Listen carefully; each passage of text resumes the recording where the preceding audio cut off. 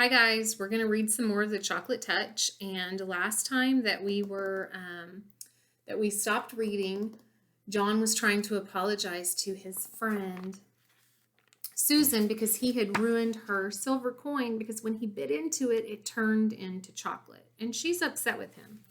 And she was playing jump rope with some of their friends on the playground. And John went over and wanted to try to join in. But Susan was not making it easy. She's upset. And so let's see what happens. So John had said if he keeps biting into things and they keep turning into chocolate, like he bit into his pencil and it turned into chocolate. And Susan doesn't believe him. She's like, who? And the others, her friends, hooted with glee.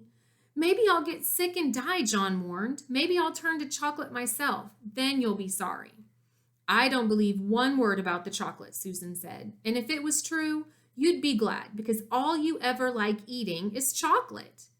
If you don't believe me, John retorted, just you give me that skipping rope and I'll prove it. The girls looked questioningly at each other for an instant, but as they hesitated, the bell rang and it was time to go back to the classroom. The rest of the morning passed slowly for John. He was afraid his mother was going to be cross about the missing gloves. She might not accept the excuse that he had eaten them. He regretted his messed up arithmetic test. He was sad about Susan's anger and disbelief, because who believes that things really turn into chocolate when you bite them? And he was getting terribly thirsty.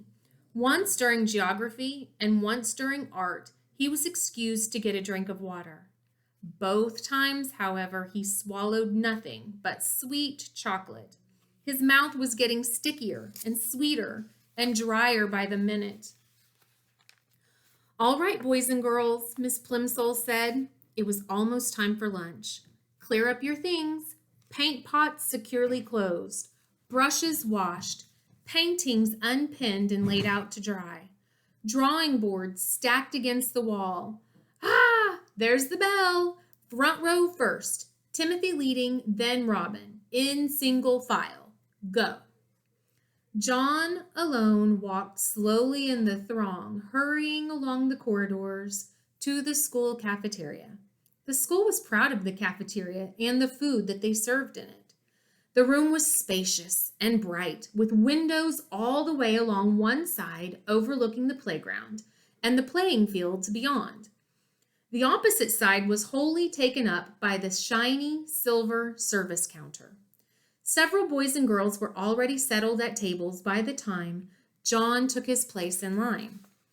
Enviously, John noticed a boy at a nearby table suck at straws dipped in a milk bottle that was dull with frost. John could imagine the refreshing taste of cold, creamy milk. At another table, a group of girls were eating fat, red cherries. John could almost feel the firm fruit on his tongue and the pleasure of biting through the tart, juicy pulp. The cherries must taste good. They must be thirst-quenching. John unhappily took a tray from the pile and slid it along the rails in front of the top of the counter. He put a paper napkin, a glass, and a gleaming spoon, knife and fork on the tray. It seemed hardly worth the while, but he felt that he might as well try the food and drink.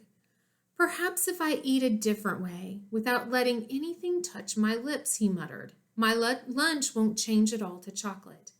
He was not very hopeful. What? Asked the boy, standing next to him. Nothing, John said. I thought I heard you say something about chocolate, the boy said. I hope this is the day for chocolate cream pie, he added. That'd be super. On chocolate cream pie days of the past, John had been known to skip the main course so that he might spend all his lunch money on dessert. The thought of 4 pieces of chocolate cream pie now suddenly made his stomach feel as though he were on a roller coaster, an uneasy, flibberty-gibberty sensation. John shuddered. Okay, he commented, wrinkling up his nose. The other boy shrugged his shoulders and started to choose a meal. John took a plate of cold chicken and ham, potato chips, and a crisp, moist lettuce and tomato salad. The white of the chicken, the pink of the ham, the gold of the potatoes, and the pale green of the lettuce, and the red of the tomato looked delicious.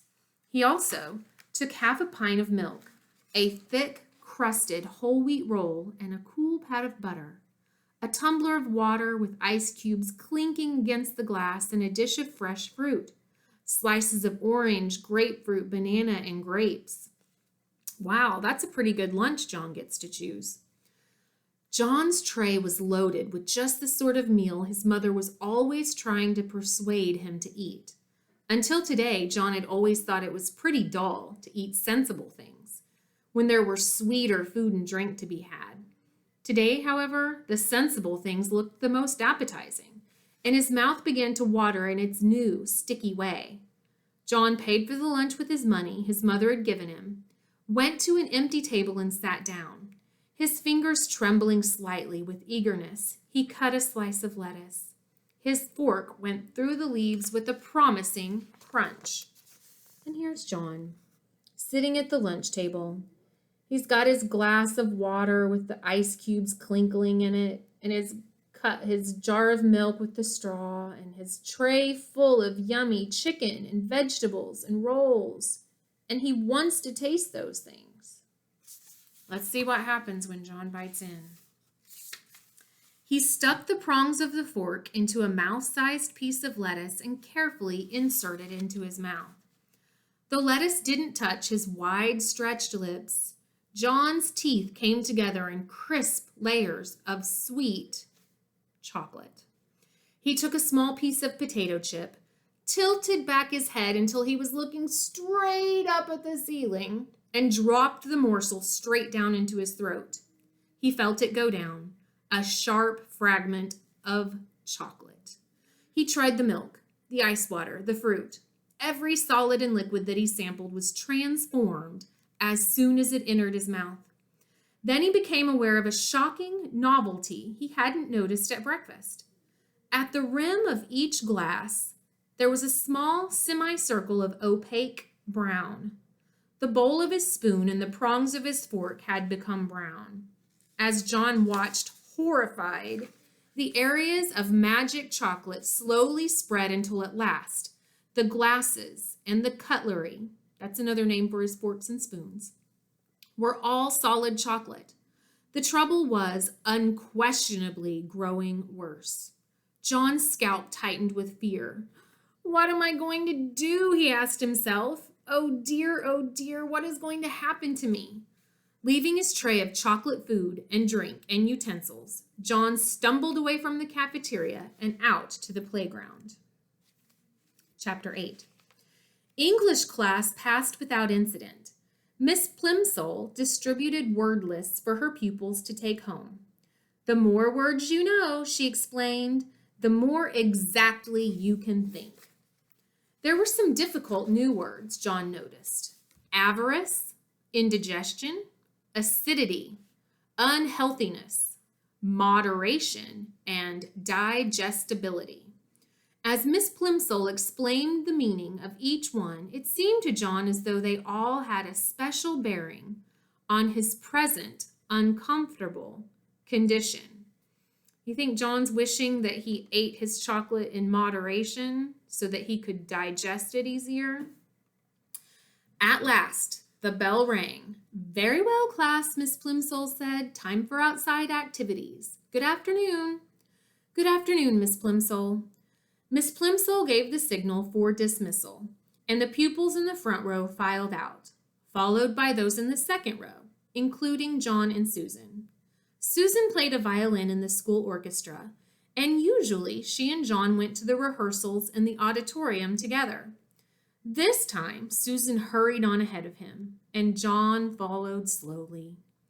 The members of the orchestra were sitting at their music stands on the auditorium stage when John, carrying his dark blue trumpet case, got to his chair in the brass section. Mrs. Quaver had already begun to explain a difficult passage to the girls who played the flute.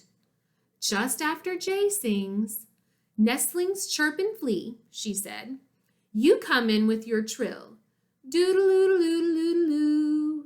Do you see the place on your score? Good. Ah, John, Mrs. Quaver exclaimed, seeing him in his place. I'm glad you're not absent. As I have just told the others this afternoon, we're having the first joint rehearsal of my arrangement, A Boy's Song by James Hogg. We've been over all the individual parts and all the sections you will recall. Now it's time to fit the pieces together. So in the music class, all of the students each have a part that they're playing, and their teacher is helping them put each of the musical parts together, the flutes and the violins and the trumpets, and so they can all play their pieces together. And that's what she wants them to work on. John nervously opened up his trumpet case and took his shining golden trumpet from its bed of scarlet velvet. The beautiful new instrument gave him confidence. He worked the valves nimbly with his fingers and looked up at Mrs. Quaver again. Now, John, she said, tell me when your little solo begins. So here, John's got to play an instrument, which means he's got to put the trumpet to his mouth. Does anybody have any predictions on what they think might happen when John starts to play his trumpet? Let's see. Right after the end of the second verse, John promptly replied. He had practiced his part every evening in the basement at home for the last 2 weeks. He knew every note perfectly. After the line, that's the way for Billy and me. That's when John has to start. Good, Mrs. Quaver said, and don't forget what I told you, John. This is a happy song. I want you to play ta-ta, ta-ta, ta-ta, ta-ta, simply repeating the rhythm of the voice. And I want you to be light and lively. This is supposed to be the song of a boy who loves romping in the country. Ta-ta, ta-ta, ta-ta, ta-ta, John thought. That shouldn't be too difficult, even with the whole orchestra listening to him. He had played it over and over again at home, but he would have to try extra hard here. This was to be his first solo. Everyone else was depending on him to play it properly. Right, said Mrs. Quaver brightly. With her baton, she rapped, knock, knock, twice, sharply on the music stand before her. All the musicians brought their instruments into playing position. Susan poised her bow over the strings of her violin, and John held his trumpet close to his mouth and wiggled his fingers on the valves. Mrs. Quaver's baton moved from side to side, up and down, and then up around. The cymbals clashed and the drums thumped. The pianist brought his fingers down on the ivory keys of the piano, and the violinists and the cellists made their weeing and wumping sounds. All were in perfect unison. The rehearsal had begun. After the introduction, one of the older boys began to sing. Where the pools are bright and deep, where the gray trout lies asleep, up the river and over the lea, that's the way for Billy and me. After the last line of the first verse, John's fellow trumpeter echoed the rhythm of the singer's voice. Ta-ta, ta-ta, ta-ta, ta-ta, ta-ta. Mrs. Quaver smiled approvingly at the successful performance, and with her baton gave the singer the signal to begin the second verse. Where the blackbird sings the latest, where the hawthorn blooms the sweetest, where the nestlings chirp and flee, that's the way for Billy and me. John swallowed with an effort and put the mouthpiece of his trumpet to his lips for his solo. The mouthpiece instantly changed to chocolate. Then, almost as fast as the chocolate spread along the instrument, changing the flashing gold, the whole instrument, into a dull brown. The first note came out fairly true, ta, but chocolate trumpets cannot withstand much pressure. The hole in the mouthpiece softened and clogged up, and the valve stuck as John desperately tried to finish his part. Mrs. Quaver's eyes almost popped out of her head as she listened to him play. Ta-ta-choo-cha-cha-ta. It sounded as though John were trying to play a soap-filled bubble pipe. Terribly flustered, he put down his trumpet. Mrs. Quaver was speechless. The orchestra was rocked by uproarious laughter. The other trumpeter leaned over John's chair and picked up the trumpet. "It's a chocolate trumpet," he shouted. No wonder it sounded like that. John Midas was trying to play a chocolate. John didn't wait to hear any more. He fled the room from the stage and ran out to the playground. Without even stopping to look around, he ran through the stone gateway and headed home. And there's John running from the classroom as he's taking off. He's embarrassed. He can't believe it turned to chocolate. We're going to pause there, guys, and we'll find out tomorrow what happens next.